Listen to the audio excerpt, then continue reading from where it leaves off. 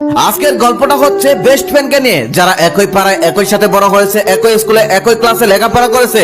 একটু মনোযোগ দিয়ে শোনেন, আমাদের প্রত্যেকের জীবনে এমন একটা হলেও বন্ধু আছে, দুজনের প্রতিদিন কথা না হলে দিন কাটতো না। যে যেখানেই থাকুক না কেন, সারাদিনের সিক্রেট কথাগুলো শেয়ার না করতে পারলে তাদের রাতে ঘুমিয়ে আসতো না। এভাবেই তাদের বন্ধুত্ব 10টি বছর কেটে গেল। আর একটি বন্ধু 10 বছর টিকে থাকা এটা কোনো সহজ কথা নয়। তাদের দুজনের মধ্যে একজনের নাম সিধু, যে ছিল হিন্দু, আরেকজন হলো আদি, যে হলো মুসলিম। তারা দুজন ধর্মীয় দিক থেকে ভিন্ন হলেও তাদের বন্ধুত্বের মধ্যে এটা নিয়ে কোনো প্রভাব ছিল না। তারা একই সাথে কলেজে উঠলো আর একই কলেজে ভর্তি হলো। বলে রাখা ভালো, সিধু ছিল একটু শান্ত স্বভাবের, লজ্জার ভাবটা একটু বেশি ছিল তার। আদি আবার ছিল এদিকে বিপরীত, খুবই চালাক। সে খুব সহজেই সে যে কারোর সাথে মিশে যেতে পারতো। কলেজ জীবনে আদি একটা মেয়ের সাথে সম্পর্কে জড়িয়ে পড়ে। আদি মেয়েটাকে অনেক ভালোবাসতো, তবে মেয়েটা আদিকে ভালোবাসতো না, আদির সাথে শুধু টাইম পাস করতো। সিধু একটু বোকা টাইপের হলেও মেয়েটাতে ভালো না এটা সে খুব ভালোভাবেই জানতো, কিন্তু আদি তাকে অনেক ভালোবাসতো বলে এই ব্যাপারে সে কখনোই কিছু বলতো না। একদিন বিকেল বেলা সিধু দেখতে পেল সেই মেয়েটি একটি পার্কে অন্য একটি ছেলের সাথে হাত ধরে বসে আছে। এমন ভাবে বসে আছে দেখেই মনে হচ্ছে